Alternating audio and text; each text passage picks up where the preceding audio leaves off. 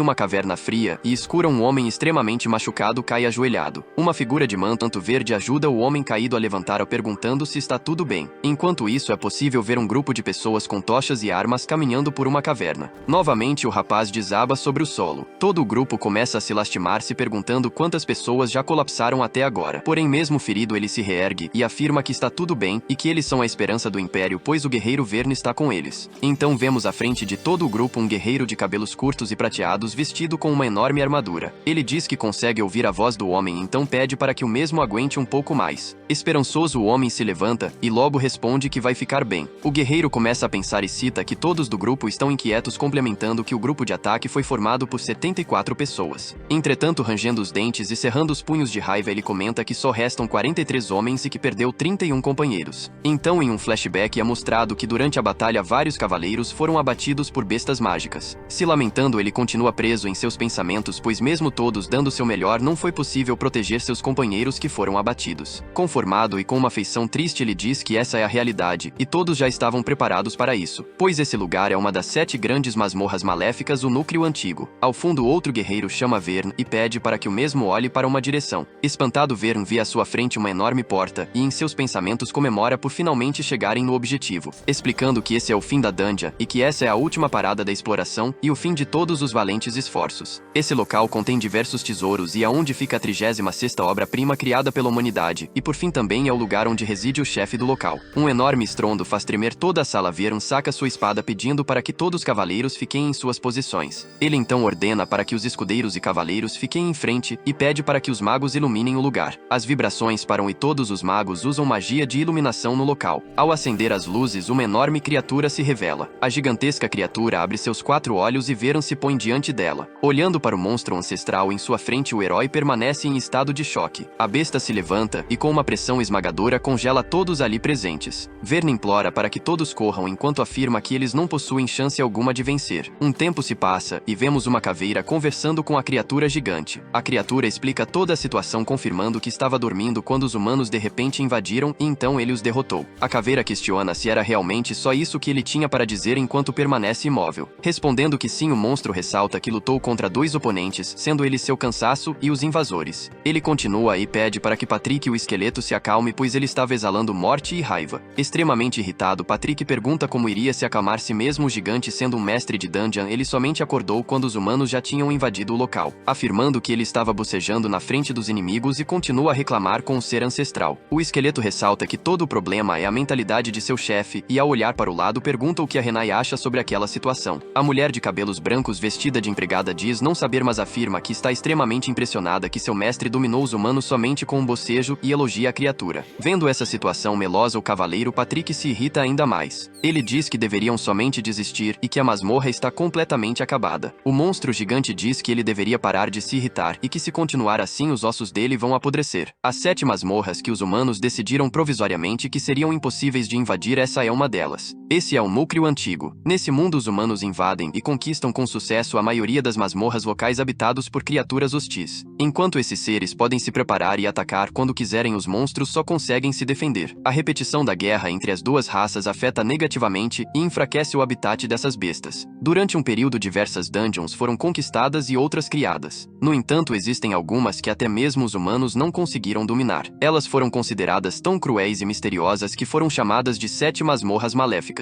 As mesmas tiveram que ser colocadas em espera, sendo consideradas impossíveis de serem conquistadas. Entre as tais 7, existe o núcleo antigo, sendo considerado o mais maléfico de todos. O núcleo antigo possui monstros de defesa, e entre eles estão os guardiões que defendem os 3 caminhos diferentes. Primeiro, o caminho vermelho da esquerda, que é defendido por uma terrível homúncula chamada de a Lâmina Donzela Renai. Segundo, o caminho azul central, que é defendido por um assustador esqueleto, o Cavaleiro da Morte Patrick. E por último, o caminho da direita, que é sujo, misterioso, e que não possui nenhuma informação além de que existe um número desconhecido de tentáculos. O ser que domina todo esse lugar é conhecido como Calvo, um monstro antigo. Então vemos uma Mai de cabelos brancos fechando o livro e dizendo que assim estava escrito. Ela explica que após espalhar esses livros para os humanos, a quantidade de invasores no local aumentou. Uma criatura estava ao lado dela batendo palmas e explicando que a forma de manter as dungeons seguras era envolver elas de mistérios. Portanto, eles espalharam os livros para dar algumas informações e assim fazer com que eles se encham de confiança. Assim, indo de forma imprudente até lá, quando na verdade a maioria das informações é falsa. Entretanto, nem mesmo mesmo a criatura acreditava que tantos humanos iriam sendo no total 74 que agora estavam mortos. A mãe do homúncula relata que a maior parte dos equipamentos se perderam pois foram derretidos pelos 116 tentáculos negros. E mesmo que os que restaram fossem caros caso ela tivesse no lugar dos tentáculos teria conseguido sem danificar nada. Enquanto concorda, o monstro gigante antigo assume uma forma humanoide de estatura média e cabelos escuros. Ao finalizar a transformação, ele acaricia a cabeça dela afirmando que tem certeza que ela conseguiria. Durante esse momento, um ser esquelético aparece ao fundo e diz que estão ali para uma reunião e não para brincar. Patrick ri e afirma que aquela situação está tão melosa que poderia dar até cárie nele. Ele então continua e diz que é capaz de apodrecer até mesmo seu crânio esquelético. O esqueleto questiona o porquê do monstro gigante se transformar se nem mesmo consegue fazer isso com êxito, mostrando que o mesmo está com 6 dedos. Ainda assim, Patrick afirma que está melhor do que da última vez na qual a forma humana dele possuía mais de 40 dentes e era extremamente estranha, chegando a dar até arrepios. Enquanto isso, a homúncula reclama com o esqueleto que o som da mandíbula dele era muito alto, surgindo um clima de tensão entre os dois. Após isso, o cavaleiro fala que não aguenta mais e diz que não deveria ser mais um guardião. Depois de um tempo, vemos Renai com papéis avisando que vai citar os pontos principais. Vemos os 3 seres sentados em uma mesa redonda e a homúncula continua seu discurso. A garota relata que os humanos já estão tentando dominar o caminho da direita e isso causou ferimentos graves nos 116 tentáculos que protegiam aquela via. Calov interrompe ela afirmando para não se preocupar, pois os tentáculos podem se regenerar, contudo eles podem encontrar outro guardião temporariamente. Sorrindo, o esqueleto súplica para que o chefe dele procure mais de um guardião, pois ele queria desistir desse posto, mas Calov nega, ressaltando que ele vai ser seu escravo pro resto da vida. Então ele continua explicando que por conta dos danos sofridos os humanos iriam percorrer somente o caminho da direita agora. Patrick diz que eles podem estar preparando outro grupo de ataque, enquanto Renai explica que por causa dos feitiços de comunicação a informação do caminho da direita talvez já tenha se espalhado. Batendo na mesa, o chefe diz que irão criar uma contra-estratégia e que assim vão trocar de tarefas. O monstro então ordena que Renai saia do caminho da esquerda e vá proteger o caminho da direita. Ele continua e fala que os grupos de ataques vão para o caminho da direita, achando que está com uma abertura, e ela afirma que vai defender a via de qualquer inimigo. Sendo assim, ele pede que Patrick substitua Renai no caminho que ela estava protegendo, então o cavaleiro o questiona. Explicado, o mesmo diz que quando os humanos perceberem que Renai está na via da direita, eles vão mudar a rota para o caminho da esquerda, e assim Patrick estará lá para proteger. Finalizando, ele afirma que assim poderão se defender contra ataques. Após isso, o esqueleto pergunta o que vai acontecer caso eles escolham o caminho do meio, e Calo fica parado sem saber o que responder. Um silêncio se estabelece no local, e o monstro antigo diz que não tem o que fazer, os humanos terão um encontro direto com ele. O cavaleiro esquelético se pergunta que tipo de plano meia-boca é esse. A Maid Renai o interrompe e elogia o plano do mestre, enquanto olha para o mesmo de maneira orgulhosa. Renai prossegue e diz que o assunto mais urgente foi resolvido e basta decidir como vão lidar com a espada para finalizar a reunião. Vemos então Calov demonstrar não saber de qual espada ela está se referindo, e então Patrick fala que é a espada do líder do grupo de ataque que eles derrotaram. Relatando, ele afirma que a espada é de altíssima qualidade e que os humanos que vieram dessa vez eram fortes. Novamente, o chefe pergunta de qual espada eles estavam se referindo, então Patrick comenta que ele provavelmente já ouviu falar sobre ela. O cavaleiro então pega a espada e fala que ela é uma das 36 virtuosas obras que variam de itens a armas que são de extrema qualidade e muito conhecidas pelos humanos. Continuando, ele afirma que essa era a 14ª obra e que seu nome era Tanabela.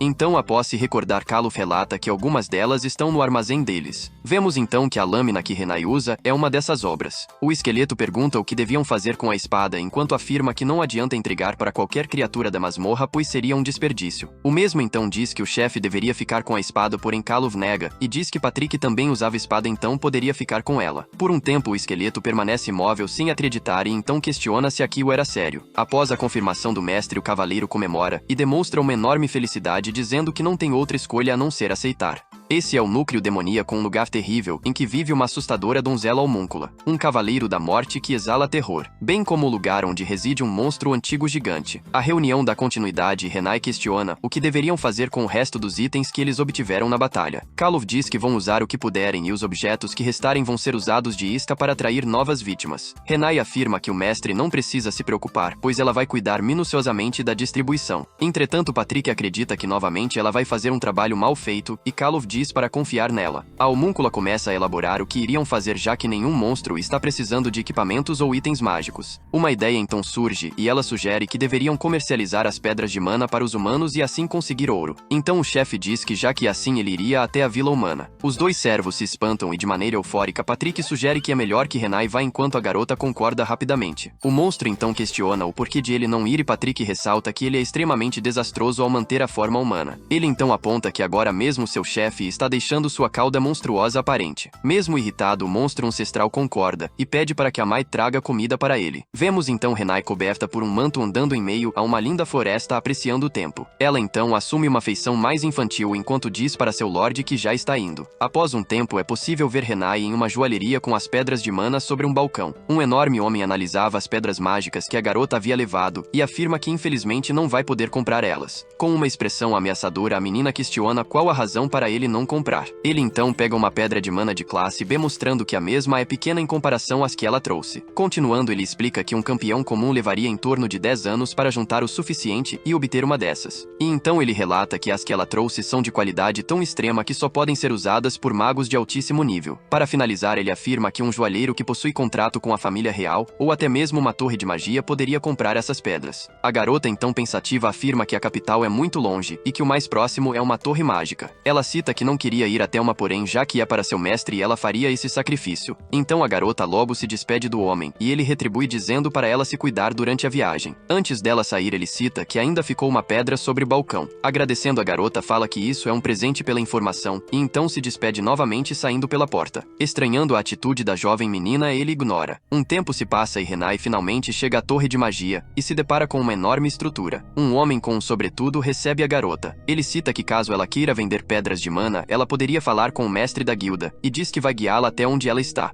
A menina apenas concorda. Enquanto sobe as escadas em seus pensamentos, Renai percebe que essa estrutura é semelhante com uma dungeon de forma que o mestre reside no topo. Ao chegar nos aposentos do mestre da guilda, ela é recebida por uma mulher de cabelos longos e ruivos. A moça agradece a presença de Renai e se apresenta como a líder da torre Grau Matiz Amer. Ela continua e pergunta quem seria ela ao mesmo tempo que deixa parte de sua mana extravasar. Renai pensa que a mulher possui uma grande quantidade de poder e logo se apresenta como Ren sentando em uma poltrona em frente à moça. A líder afirma que iria ignorar a garota por ela ser uma criança, porém o guarda havia relatado que a garota tinha trago várias pedras de mana. Com ar de superioridade, a mulher questiona se Ren sabia a reputação dessa torre mágica e se ela tinha pedras de mana de alto nível que fosse adequado a eles. Renai então pede para que ela analise com os próprios olhos e logo despeja as pedras sobre a mesa. Ao ver o tamanho da qualidade das pedras, a moça se espanta. Em meio aos seus pensamentos, ela cogita que aquelas pedras são de nível A. Ela conclui que essas pedras se destacam até mesmo comparado às pedras de mana de maior qualidade e que isso é algo que uma criança não deveria possuir. Ainda assustada, Grau Matiz se pergunta quem seria essa criança. Após isso, a mulher questiona onde ela havia conseguido essas pedras. Tentando descobrir a origem dessas pedras, ela analisa a garota. Então recordações de uma família com cabelos prateados entre as 8 grandes casas do Império vêm à sua mente. A mulher logo supõe que Ren faz parte dessa família e fugiu de casa levando secretamente as pedras até ali. Segundo ela, essa é a única possibilidade de alguma criança ter posse de algo assim e que mesmo que ela seja uma dama nobre, o mundo é sombrio e traiçoeiro. A mulher se desculpa com Ren e cita que nunca poderia ter imaginado que seriam pedras de tanta qualidade. A mesma então afirma que quer comprar todas oferecendo 50 moedas de ouro por cada e 80 para as que forem particularmente boas. Ren fica pensativa no que o homem da joalheria havia informado a ela. A homúncula então raciocina que um campeão ganha cerca de 10 moedas de ouro por ano. Então em 10 anos seria 100 moedas de ouro somente para adquirir uma de rank B. Com uma feição ameaçadora, a menina fala que caso a mulher esteja tentando roubar, ela vai matá-la. A líder da torre então repara que a garota era mais esperta do que imaginava. Pensando, ela afirma que na verdade se ela usasse todo o dinheiro da torre não seria o suficiente para comprar todas as pedras. Assustada com a aura que Ren está emitindo, a mulher logo afirma que vai tentar comprar o máximo que puder. Com um baú em mãos, ela oferece 2.000 moedas de ouro, pois era tudo que eles tinham. Continuando a oferta, ela fala que também poderia adicionar itens de valor para que comprem todas as pedras. Ren então pergunta se ela garante a qualidade dos itens, enquanto a moça afirma que ela não precisa se preocupar com isso. A líder da torre torre e então pede para que Renai a siga para que ela possa mostrar os itens. Enquanto caminha em direção ao local, ela comenta que aquele lugar é proibido para estranhos, porém vão abrir uma exceção para a menina. Ao chegar na sala, ela explica que aquele é o armazém da torre. Logo ela começa a mostrar os itens que eles possuem. Primeiro, uma tiara feita de diamante que possui pedras mágicas no centro, sendo útil para magos. Segundo, uma pérola negra viva em um anel que emite sons de choro caso a pessoa se aproxime de qualquer tipo de veneno, explicando que a pérola é a obra de uma alquimia. Ren então olha de forma irritada para a pérola, enquanto a líder continua falando, que já imaginava que não fosse combinar com os gostos da menina, pois alquimia não é uma disciplina limpa, e várias pessoas se sentem enojadas por conta disso. Então, para mudar de assunto, ela mostra uma obra em formato de coração chamada de Pedra do Amor Escarlate, afirmando que é uma joia que torna o amor uma realidade. Renai, ao escutar o que a líder da torre disse, enche seus olhos de brilho. A líder então explica que basta fundir mana na joia na frente de quem você ama, e assim o espírito na joia trará um amor eterno entre os dois. A garota então se aproxima da joia e questiona se aquilo é verdade. Graumatiz afirma que sim e jura em nome da torre mágica. Logo a mulher pergunta se aquela joia atende aos gostos da menina. Empolgada, Ren repete que sim e que aceitaria aquela joia. De forma sorrateira, avistando uma oportunidade, a líder diz que infelizmente não sabe se pode dar aquela joia, pois aquela joia poderia dominar o coração até mesmo de um imperador, por causa disso possui um valor inestimável. Ren, irritada e obstinada, morde os próprios lábios. Decidida, ela então oferece sua lâmina, que é uma das 36 obras-primas, em troca da joia escarlate. A líder da torre fica completamente em choque e pergunta como a garota tinha aquilo. Ren então continua e oferece sua lâmina junto das joias de antes pela tal Pedra do Amor Escarlate. A cena corta e vemos um dos magos da torre questionando se a líder realmente havia dado o cristal para a garota. Com um sorriso no rosto enquanto cantarolava, ela afirma que sim. Ele pergunta o porquê dela ter feito aquilo, dizendo que caso a jovem usasse o cristal iria inevitavelmente morrer. Então, enquanto analisava as pedras mágicas de forma cruel, ela cita que não liga. Em seguida, ela afirma que a ingênua garota fez a troca por livre e espontânea vontade. O mago insiste que mesmo assim isso era cruel. Com um sorriso maléfico, a mulher então fala para o mago não se preocupar, e complementa que não haveria problemas, pois a jovem garota azarada vai morrer assim que a maldição for liberada. Sendo assim, a pessoa que ela ama também vai morrer, ou seja, não vai sobrar nenhuma pista do que aconteceu. A cena corta e vemos Renai caminhar com um leve sorriso, enquanto carrega a joia em uma bolsa. Por fim, a líder diz não conhecer quem são os infortunados, mas sente pena de quem for afetado pela maldição do cristal. Logo é mostrado uma das 7 dungeons, um enorme castelo chamado de Shite. Dentro dele é visível uma mulher ruiva assustadora de unhas longas segurando uma tesoura. Ela então faz um rápido movimento e vemos uma mecha de um cabelo prateado cair. Após isso, Ren estava sentada em uma cadeira frente a um espelho, enquanto a mulher corta seus cabelos. A garota se desculpa por ter vindo sem aviso prévio, dizendo estar em dívida, e logo agradece a mulher por sempre ajudá-la, dizendo que não há problema, pois vizinhos devem sempre se ajudar, e a mulher cita que ama ver a fofura da jovem. A grande mulher se chama Ersebet e é a chefe da Dungeon Shite. Agora, com uma expressão fofa, Ersebet diz que Renai vai ficar maravilhosa de qualquer forma, enquanto a garota demonstra ter ficado tímida. Enquanto guarda o pente que estava usando, ela inveja a raça de Ren por nunca envelhecer e permanecer para sempre com um rosto bonito. Renai então ressalta que a mulher ruiva também parece extremamente jovem e possui a pele ainda mais pálida que a dela. Mesmo se sentindo lisonjeada, a moça avisa que usa diversos produtos de beleza e sangue para ficar assim. Devido a isso, vemos ao fundo algumas panelas manchadas por sangue e com crânios humanos dentro. A homúncula então pergunta a Batory o que a moça acha dela, enquanto a mulher se espanta levemente. Ela então afirma que Renai é a garota mais linda que ela viu ultimamente, fazendo a garota ficar corada. Então a mesma continua e garante que ninguém seria capaz de rejeitar a jovem como ela está agora, e acaricia o rosto da homúncula. Em dúvida, ela então questiona para quem ela estava se arrumando tanto,